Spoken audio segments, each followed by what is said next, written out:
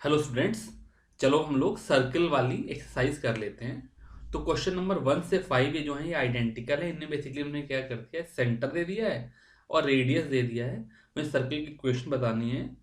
तो सर्कल की equation x minus H का whole square plus Y minus K का whole square is equal to R square होती है। तो क्वेश्चन नंबर 1 जैसे करना है तो h की जगह पर मैं 0 डाल दूं, k की जगह पर 2 डाल दूं, r की जगह पर 2 डाल दूं, तो फिर मेरा आंसर आ जाएगा।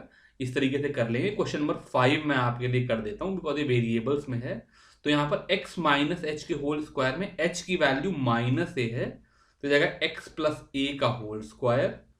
ऐसे ही y minus K whole square में ये y प्लस बी का होल स्क्वायर हो जाएगा। और चूंकि रेडियस मेरा root of A square minus B square है तो आर स्क्वायर की value A square minus B square हो जाएगी। सिंप्लीफाई करके आंसर निकाल लेना। इस तरीके से सारे प्रॉब्लम हो जाएंगे। क्वेश्चन नंबर 6, 7, 8 और 9 इनमें इन्होंने सर्कल या तो x माइनस एच का whole square plus Y minus K का whole square is equal to R square के फॉर्म में दिया है, जैसा कि ये वाला प्रॉब्लम है। तो यहां तो क्लियरली सेंटर जो हो जाएगा वो -5, 3 हो जाएगा और रेडियस 6 हो जाएगा। ये क्वेश्चन नंबर 6 में कर रहा हूं। और जितने भी क्वेश्चन है उसमें मुझे परफेक्टिंग कट और जितने भी क्वेश्चन है उसमें मुझे कंप्लीटिंग द स्क्वायर करना पड़ेगा। तो मैं कोई एक करके दिखा दे रहा हूं। जैसे क्वेश्चन नंबर 9 इसमें सबसे ज्यादा डिफिकल्ट मुझे दिखाई दे रहा है तो मैं वही कर दे रहा हूं।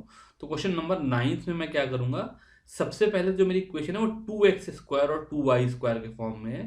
तो इसको मैं X square plus Y square minus X by 2 equal to 0 कर लूंगा। फिर अगर मैं स्क्वायर कंप्लीट करूं तो एक्स स्क्वायर के साथ 2 इंटू एक्स और फिर माइनस एक्स बाई 2 करने के लिए इंटू -1/4 करना पड़ेगा, तभी ये -x/2 आएगा। तो 2x तो मुझे लाना ही, साथ में एक कांस्टेंट ऐसा लाना है ताकि ये तीनों मल्टीप्लाई होकर के -x/2 का टर्म बना ले। और चूंकि मैंने यहाँ पर -1/4 मल्टीप्लाई किया है इसलिए साथ में 1/4 का स्क्वायर ऐड कर दूंगा। फिर वाई स्क्वायर के साथ चूंकि कोई वाई का टर्म नहीं इसलिए इसको ऐसा छोड़ दूंगा। और चूंकि मैंने यहाँ पर 1/4 का स्क्वायर अलग से एक्स्ट्रा ऐड किया है तो राइट हैंड साइड भी मैं 1/4 का स्क्वायर ऐड कर दूंगा। तो अब ये जो एक्सप्रेशन हो गया ये हो गया x माइनस 1/4 का whole square plus Y square is equal to 1/4 का होल स्क्वायर। तो यहां से मेरा सेंटर आ गया वो 1/4, 0 आ गया और रेडियस 1/4 आ गया। इसी तरीके से बाकी सारे भी आप कर लेना। क्वेश्चन नंबर 3 जो है ये हमारे लास्ट एग्जाम्पल की तरह से है।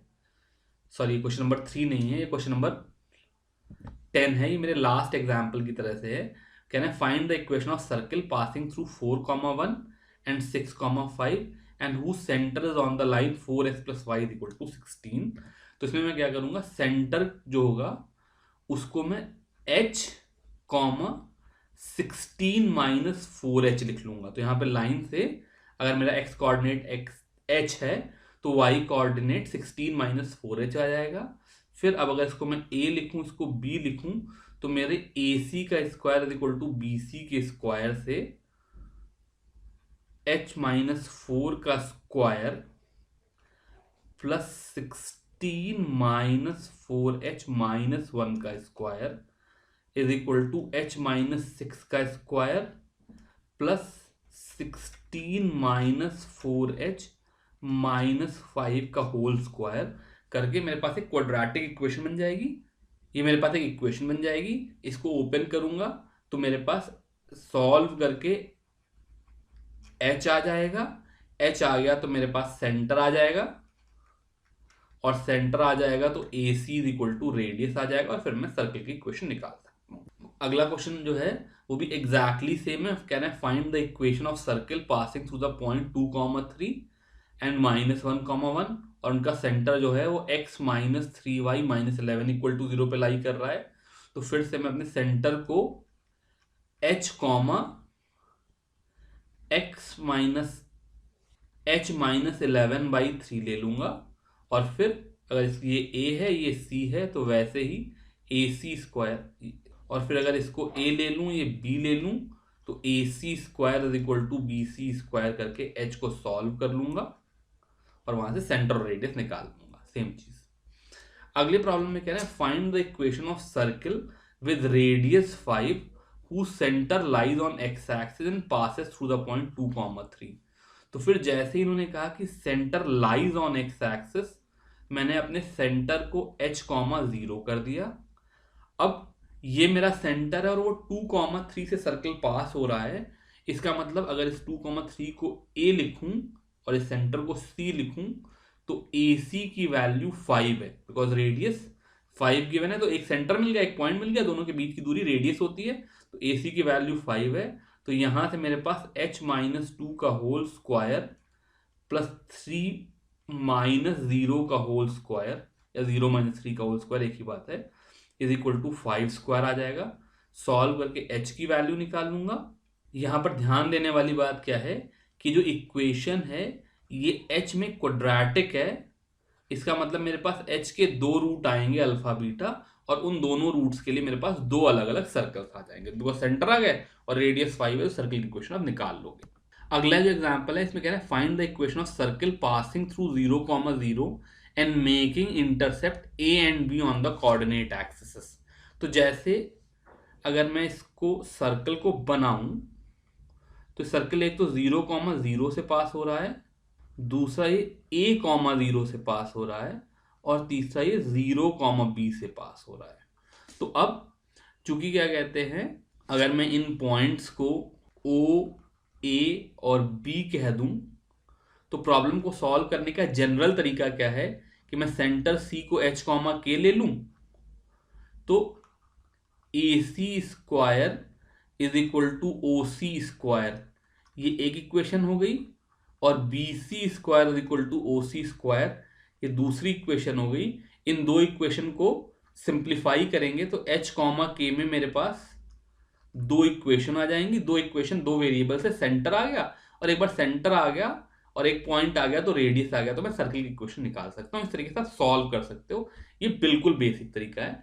यहां पर मैं एक और इंटरेस्टिंग तरीका बताना चाहूंगा जो अभी तक मैंने नहीं बताया है। तो इस तरीके से तो कर ही सकते हैं, दूसरे तरीके से क्या करेंगे ये देखना, ध्यान देना।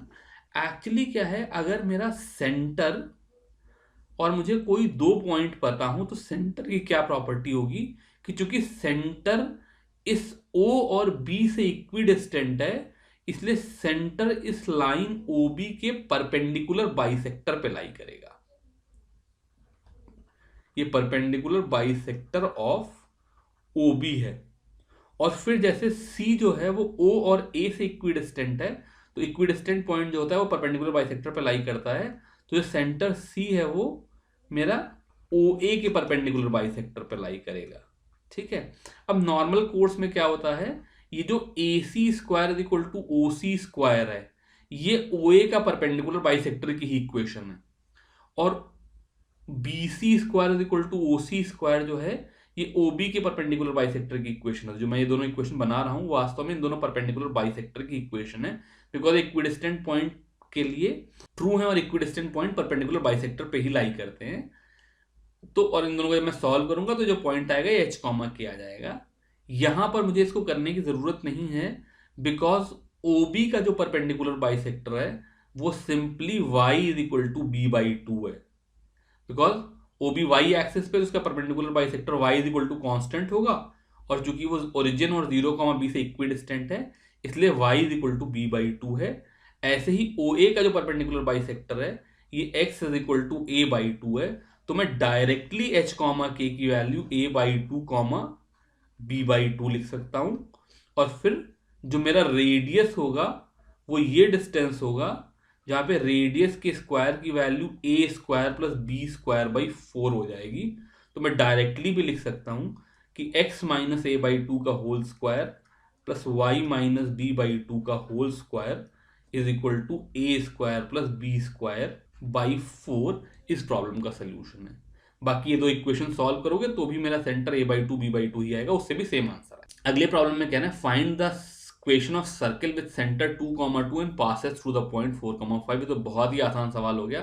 2, 2 ये तुम्हारा H, K आ गया, और फिर तुम्हारा रेडियस जो हो जाएगा, रादर रेडियस का स्क्वायर वो 4 माइनस 2 का होल स्क्वायर प्लस 5 माइनस 2 का होल स्क्वायर आ जाएगा, जो कि basically 2 square plus 3 square is equal to 13 आ जाएगा। तो मेरे सर्कल की इक्वेशन x माइनस 2 का whole square plus y minus 2 का whole square is equal to 13। अभी लास्ट प्रॉब्लम कह रहे हैं, पूछ रहे does the point minus 2.5 comma 3.5 lies inside outside और on the circle X square plus Y square is equal to 25। तो इस प्रॉब्लम को स्पेसिफिकली ना सॉल्व करने के बजाय अगर मैं जनरल बात करूं, तो अगर मेरे पास सपोज करो ये कोई सेंटर है h कॉमा के और ये सर्कल है जिसकी इक्वेशन x माइनस एच का whole square plus Y minus K का whole square is equal to R square होता है, और इसमें मैं कोई पॉइंट a ऐसा डालूं जिसके कोऑर्डिनेट x1 कॉमा y1 है और सर्कल के अंदर है, तो जो मेरा x1 माइनस एच का whole square plus y1 minus K का होल स्क्वायर है, इसकी वैल्यू आर स्क्वायर से छोटी होगी, बिकॉज जो मेरा सेंटर C से A की दूरी है वो रेडियस से छोटी होगी। तो डिस्टेंस फॉर्मूले से इस चीज की वैल्यू रेडियस स्क्वायर से छोटी होगी। तो मैं क्या करूंगा, अपने सर्कल की इक्वेशन में पॉइंट की वैल्यू डालूंगा, और अगर x1 माइनस एच का whole square plus y1 minus K का whole square less than R square है, तो इसका मतलब a is inside the circle. अगर ये इक्वल टू आर स्क्वायर है, यहां पर a is inside the circle. अगर ये इक्वल टू आर स्क्वायर है तो इसका मतलब ये ऑन द सर्कल वाला केस है, और अगर ये ग्रेटर देन आर स्क्वायर है तो ये आउटसाइड द सर्कल वाला केस है। तो ऐसे ही अगर मैं इसमें यहां पर मेरा सेंटर 0,0 है, तो मैं x की वैल्यू माइनस 2.5 और y की वैल्यू 3.5 डालूं, तो मेरा 2.5 नेगेटिव का स्क्वायर प्लस 3.5 का स्क्वायर, मुझे देखना है 25 से बड़ा है, छोटा है या इक्वल है। तो 2.5 का स्क्वायर हो जाएगा 5/2 का स्क्वायर और 7/2 का स्क्वायर, तो जाएंगे 5 स्क्वायर प्लस 7 स्क्वायर बाई 4, जो कि 25 प्लस 49 74/4 है, विच इज लेस देन 100/4।